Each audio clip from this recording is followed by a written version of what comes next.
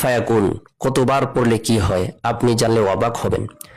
কুন ফায়াকুন এটা আল্লাহ পাক রব্বুল আলামিনের কালামের বিশেষ একটি আয়াতের অংশ। কুন শব্দটি এমনই বরকতপূর্ণ একটি শব্দ যে শব্দটি স্বয়ং আল্লাহ পাক রব্বুল আলামিন ব্যবহার করেছেন।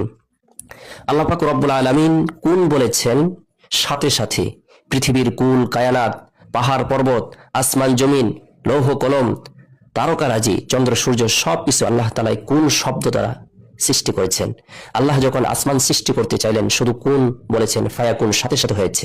আল্লাহ তাআলা যখন চন্দ্র সৃষ্টি করতে চাইলেন কুন বলেছেন, সাথে সাথে ফায়াকুন সূর্য হয়েছে। আল্লাহ পাক রব্বুল আলামিন আরশ, কুরসি, লৌহ কলম, পাহাড় পর্বত সবকিছু কুন শব্দ দ্বারাই সৃষ্টি করেছেন, ফায়াকুন সাথে সাথে হয়েছে।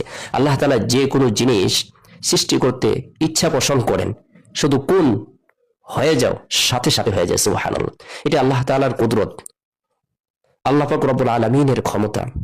আল্লাহু আলা কুল্লি শাইইন কদির। আল্লাহ তাআলা হলেন শাইইন কদির, সকল ক্ষমতাবান। সব কিছু থেকে আল্লাহ তাআলা বড়, আল্লাহ তাআলার হুকুম বড়। তাই আপনি আমি ঈমানদার হিসেবে, মুমিন মুসলমান হিসেবে আল্লাহ তাআলার কালামের বরকতপূর্ণ এই শব্দটি কখন কতবার পড়লে কি হয় আমরা জেনে নেব। আল্লাহ তাআলা কিভাবে গায়বী সাহায্য প্রদান করবেন। বিশেষ করে কোনো নারী অথবা পুরুষ যদি মুহসিনিন হয়, সৎকর্মশীল হয়, নেককার হয়, সে নেক আমল করে আল্লাহ পাক রব্বুল আলামিনের দরবারে সাহায্য কামনা করে, অর্থাৎ সে তার প্রয়োজনকে সামনে রেখে 2 রাকাত পারে, 4 রাকাত পারে, সালাতুল হাজত নামাজ আদায় করে, এরপরে গুনাহ মাফের উদ্দেশ্যে তওবার নিয়তে ইস্তিগফারের আমল করে, আস্তাগফিরুল্লাহ রাব্বি মিন কুল্লি যামবি ওয়া আতুবু ইলাইহি, আস্তাগফিরুল্লাহ রাব্বি মিন কুল্লি যামবি ওয়া আতুবু ইলাইহি।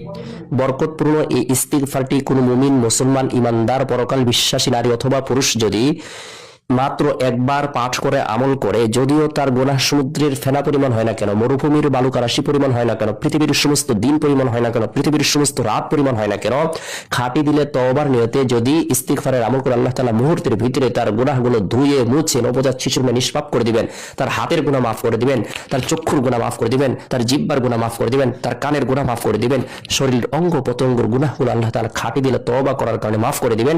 আল্লাহ তাআলা তওবাকারীকে পছন্দ করেন, ভালোবাসেন। ইন্নাল্লাহা ইউহিব্বুত তাওয়াবিন ওয়া ইউহিব্বুল মুতাতাহহিরিন। আর আল্লাহ তাআলা কোনো বান্দা বান্দীকে যখন পছন্দ করেন, ভালোবাসেন, আল্লাহ তাআলা তার চাওয়া পাওয়াগুলোকে পূরণ করে দেন। তো আল্লাহ তাআলা যে শব্দটি ব্যবহার করে আসমান জমিন পাহাড় পর্বত চন্দ্র সূর্য গ্রহ নক্ষত্র তারকারাজি আল্লাহ তাআলা সব কিছু সৃষ্টি করেছেন, সেই শব্দটি আল্লাহ তাআলার প্রশংসা বর্ণনা করার উদ্দেশ্যে সালাতুল হাজত নামাজের পর 3 বার ইস্তিগফারের আমল করব, 3 বার এই দোয়াটি পাঠ করব। কুন ফায়াকুন, আল্লাহ তাআলার দরবারে হাত উত্তোলন করে রোনা জারি করবো। আল্লাহ তাআলা আপনার আমার জীবনের পেরেশানিকে দূর করে দিবেন। যা কিছু কামনা করবো, বাসনা করবো, আল্লাহ তাআলা তাই প্রদান করবেন।